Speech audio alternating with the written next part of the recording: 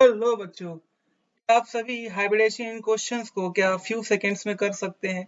10 seconds 15 seconds में कर सकते हैं। बच्चा नहीं कर पा रहे इन क्वेश्चंस को, आप तेजी से करना चाहते हैं ऐसे क्वेश्चंस, तो बने रहे बच्चा इस शॉर्ट में। और हम जानेंगे आज short trick short tricks of short trick of no hybridization. कैसे समझे हाइब्रिडेशन को?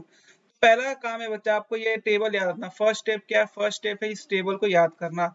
ये टेबल में आपको स्टेरिक नंबर दिया है, स्टेरिक नंबर के रिस्पेक्ट पे उसका हाइब्रिडेशन क्या होगा, उसका ज्योमेट्री क्या होगा, उसका बॉन्ड एंगल क्या होगा। जैसे स्टेरिक नंबर 2 है तो sp होगा, 3 है तो sp2 होगा, 4 होगा तो sp3 होगा, 5 होगा तो sp3d होगा, 6 होगा तो sp3d2 होगा और 7 होगा तो sp3d होगा। ये आपके सामने बच्चा इस टेबल पे स्टेरिक नंबर के रिलेटेड हाइब्रिडेशन, उसी के रिलेटेड देखो ज्योमेट्रीज भी दी हुई ही है और उसके रिस्पेक्ट में आपको बॉन्ड एंगल्स भी प्रोवाइडेड। ये टेबल आपको याद रखना है। फिर बढ़ते अपने सेकंड स्टेप में।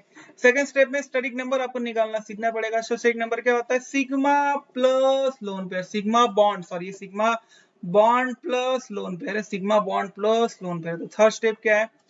हाँ, लोन पेयर देखो बहुत इंपॉर्टेंट वर्ड लिखा है, stereochemically active lone pair. Stereochemically active lone pairs क्या होते हैं, उसके लिए आपको मेरे इस चैनल को सब्सक्राइब करके रखना पड़ेगा, शेयर करना पड़ेगा। अच्छा, फिर मैं इस पर डिटेल एक कंप्लीट लॉन्ग वीडियो लाऊंगा बच्चों। लॉन्ग वीडियो में आप समझ पाओगे स्टीरियोकेमिकली एक्टिव लोन पेयर का मीनिंग क्या होता है। तो कैलकुलेशन ऑफ लोन पेयर बहुत इंपॉर्टेंट है। हाँ, ये सिंबल्स रहेंगे जो मैं यूज करने वाला हूँ। फॉर्मूला क्या है लोन पेयर निकालने का? तो लोन पेयर निकालने का फॉर्मूला है बच्चे, valence electron minus electron loss during bond pair divide by 2। और सेम बच्चा यहाँ पे भी है, डिवाइड बाय 2। फॉर्मूला बहुत इंपॉर्टेंट है, valence electron minus electron loss during bond formation divide by 2। और अगर चार्ज मॉलिक्यूल है, अगर न्यूट्रल है तो ये लगाना है, चार्ज है तो ये वाला फॉर्मूला लगाना है। वैलेंस इलेक्ट्रॉन माइनस कर देना अगर पॉजिटिव चार्ज है, प्लस कर देना अगर नेगेटिव चार्ज है, और लॉस कर देना इलेक्ट्रॉन लॉस कितना है बॉन्ड फॉर्मेशन के लिए। बहुत इंपॉर्टेंट पॉइंट ये है, हेलोजन फैमिली और हाइड्रोजन एक ही बॉन्ड बनाता है। ऑक्सीजन न्यूट्रल होगा तो एक डबल बॉन्ड और एक कोऑर्डिनेट बॉन्ड बनाएगा। अगर ऑक्सीजन पे न्यूट्रल चार्ज है, ऑक्सीजन नेगेटिव चार्ज है तो सिंगल बॉन्ड बनाना है। अगर नाइट्रोजन पे न्यूट्रल है तो ट्रिपल बॉन्ड बनाना है। सेम आप सल्फर और फास्फोरस के लिए कर सकते हैं, अगर सल्फर और फास्फोरस सेंट्रल एटम नहीं है तब। हाँ, ये इंपॉर्टेंट पॉइंट है कि भाई कैसे समझेंगे कि मॉलिक्यूल में पॉजिटिव चार्ज सेंट्रल एटम पे ही है, नेगेटिव चार्ज सेंट्रल एटम पे ही है। तो पॉजिटिव चार्ज हमेशा याद रखना, पॉजिटिव चार्ज हमेशा सेंट्रल एटम पे ही माना जाएगा, साइड एटम पे कभी भी माना नहीं जाता। नेगेटिव चार्ज के लिए बच्चा अपने ध्यान देना पड़ता है। अगर मॉलिक्यूल में सेंट्रल एटम जो है वो सारे सिंगल बॉन्ड रखने वाले लोगों से जुड़ा, मतलब हेलोजन फैमिली से या हाइड्रोजन से जुड़ा है या ऑक्सीजन नेगेटिव चार्ज से जुड़ा है, तो उस केस में नेगेटिव चार्ज तो बच्चा इसमें आएगा। इसका मतलब हाइड्रोजन और हेलोजन अगर होंगे तो उस केस में नेगेटिव चार्ज आप सेंट्रल एटम में मान ला। अदरवाइज अगर ऑक्सीजन और नाइट्रोजन हो गए तो उस केस में वो चार्ज नेगेटिव चार्ज ऑक्सीजन और नाइट्रोजन पे माना जाएगा। इसको फट से सॉल्व करते हैं। देखो पहला स्टेप लोन पे निकालते हैं, कैसे निकालें?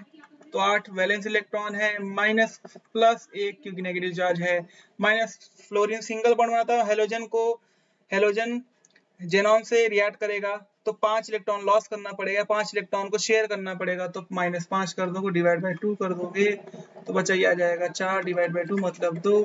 तो स्टेरिक नंबर कैसे निकालोगे? क्योंकि sir sigma bond single bond तो सिग्मा ही होता है, तो 5 + 2 तो आ गया 7, तो sp3d3। इसके लिए 8 वैलेंस इलेक्ट्रॉन प्लस कोई चार्ज ही नहीं है 0। हम माइनस क्या करना पड़ेगा? माइनस करना पड़ेगा आपको माइनस करना पड़ेगा 4 सिंगल बॉन्ड डिवाइड बाय 2, तो ये आ जाएगा 4 डिवाइड बाय 2 तो 2। स्टेरिक नंबर हो जाएगा 4 + 2 sp3d2। सिमिलरली IFCN के लिए कैसे करोगे? तो आयोडीन का वैलेंस इलेक्ट्रॉन होता है 7, कोई चार्ज नहीं इसलिए मतलब न्यूट्रल लगाना है, माइनस कर देना है 7 तो डिवाइड बाय 2 तो 0 डिवाइड बाय 2 तो 0 हो गया। तो स्टेरिक नंबर हो जाएगा 7 + 0 तो हो गया 7।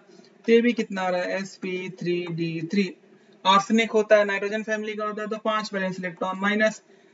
हेलोजन के लिए बचा सारे 5 के 5 चले गए, तो लोन पेयर इस केस में 0 आ रहा है। स्टेरिक नंबर कितना जाएगा? 5 + 0 तो जाएगा sp3d। सेम फास्फोरस के लिए भी 5 होता है, हेलोजन के साथ बॉन्ड बनाने में 5 के 5 लॉस हो गए, तो ये भी 0 लोन पेयर का केस हो गया। स्टेरिक नंबर हो जा रहा है 5 + 0 sp3d। PCl 6 कैसे निकालोगे तो फ्लोरीन का आ गया 5, माइनस चार्ज है तो जोड़ना पड़ेगा क्योंकि सारे सिंगल है ना, हेलोजन फैमिली सिंगल बॉन्ड है, इसलिए नेगेटिव चार्ज कहाँ पे गया, फास्फोरस पे माना गया। सेम प्लस किया आपने एक -6, तो लोन पेयर इस केस में भी 0 आ गया, लेकिन स्टेरिक नंबर कितना आ जाएगा 6 + 0 तो आ जाएगा 6, तो ये भी sp3d2 हो गया। जेनॉन न्यूट्रल है बच्चा, तो ऑक्सीजन न्यूट्रल है तो 8, जेनॉन हो गया, वैलेंस इलेक्ट्रॉन 8 हो गया, सॉरी लोन पेयर।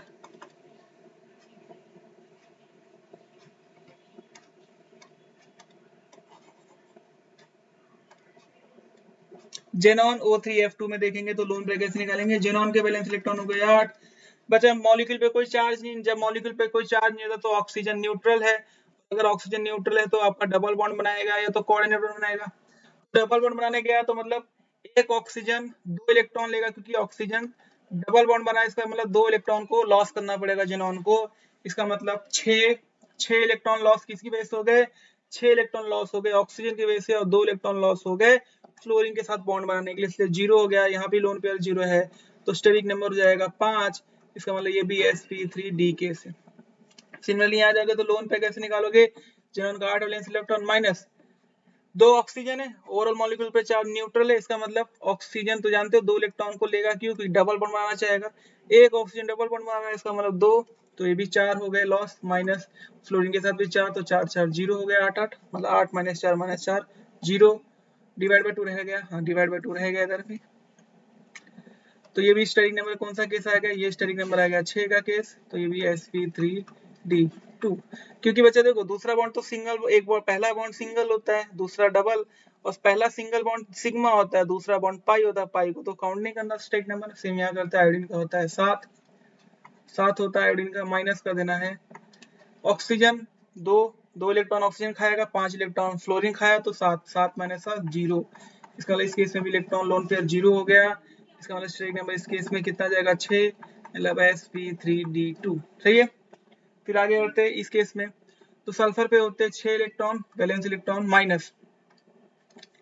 अब देखो चाहे चार्ज न्यूट्रल है, सॉरी चार्ज मॉलिक्यूल है, अब यहाँ ध्यान दो, क्या ये सल्फर जो है ऑक्सीजन से जुड़ा है, और ऑक्सीजन किस में आता है, ऑक्सीजन वाला केस में नेगेटिव चार्ज किस पे माना जाएगा, ऑक्सीजन पे ही माना जाएगा, इसका मतलब ये दोनों के दोनों ऑक्सीजन पे चार्ज है, ऑक्सीजन पे चार्ज अगर होता है नेगेटिव तो उस पे सिंगल बॉन्ड बनाता है, इसका मतलब 2 सिंगल बॉन्ड है because of oxygen, 2 oxygen double bond बना, इसका मतलब ये भी 6 इलेक्ट्रॉन का लॉस हो गया, तो यहाँ भी 0 हो गया स्टेरिक नंबर। स्टेरिक नंबर कैसे निकालोगे, लोन पे तो 0 हो गया, स्टेरिक नंबर जाएगा 4 + 0 4 sp3, ठीक है। तो आप लोग को समझ में आएगा, चैनल को सब्सक्राइब कर लेना, थैंक यू।